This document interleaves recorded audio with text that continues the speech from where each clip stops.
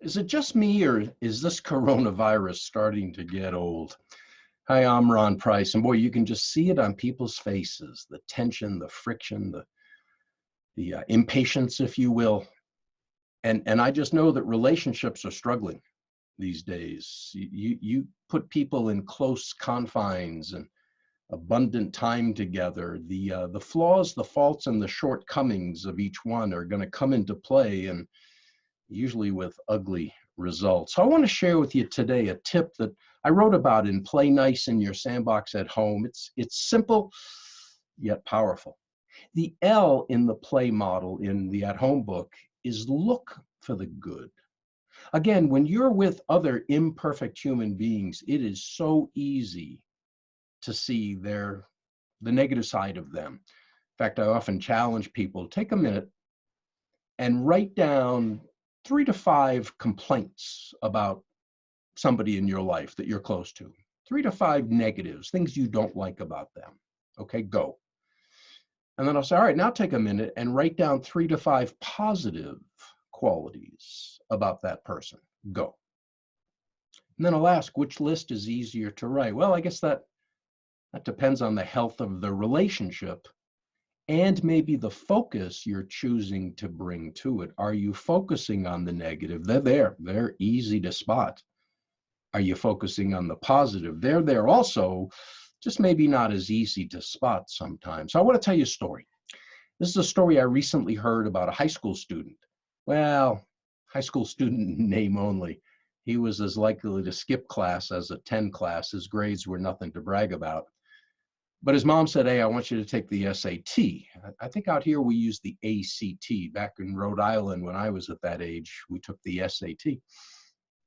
Why, Mom? It's not going to matter. I want you to take the SAT. Well, he took the SAT. When the results came back, he scored a 1480. Let me give you some perspective. The top score is 1600. 1480 is up there, way higher than mine, I'll promise you. His mom saw those results. She asked him the question that any mom would ask a son. Did you cheat? No, Mom, he said. I tried, but I couldn't. Everybody else was too far away and I couldn't see their answers. I got a 1480.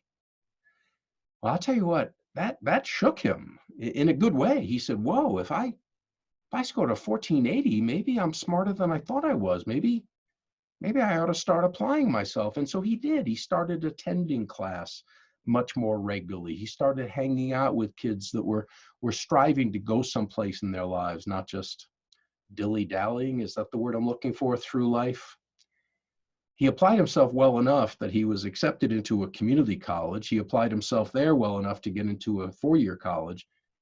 And he applied himself there well enough to get into an Ivy League school where he earned an MBA, a Master's in Business Administration, a very marketable degree. In fact, he did land a career that served him well. He was building a great life. And then about 13 years later, as the story goes, he got a letter postmarked Princeton, New Jersey, which just happens to be the home of the SAT folks. And they wrote, dear sir, we do an audit of our system every year to make sure that our scores are valid and accurate and so forth. And we always pick a random year to go back and just double check that year as well. Well, we picked your year this time around and found out that we had made an error. And in fact, 13 students received the wrong grades. Now, don't get ahead of me. In fact, yours was one of those grades. You did not score a 1480 on the SAT. Your score was 750. Well, so let me ask you, was he a 750 intellect or was he a 1480? Well, I guess it all depends on how he looked at himself, which is a topic for a whole nother episode. But for right now, I just want to point out, are there people in your life that are maybe underachieving, not feeling great about themselves for whatever reason, that you can come alongside and you can be that encouragement. You can look for the good and point it out to them. And you probably have to do it more than once. Again, people are down these days. It's a depressing time. I get that. But what if more of us were acting as encouragers? What if more of us were going around looking for people we could legitimately compliment, and especially picking 2 or 3 people in our lives this week that we can look for the good, let them know how much we appreciate them, we believe in them, and encourage them? I know they're going to like it. I got a hunch you will as well. See you next time.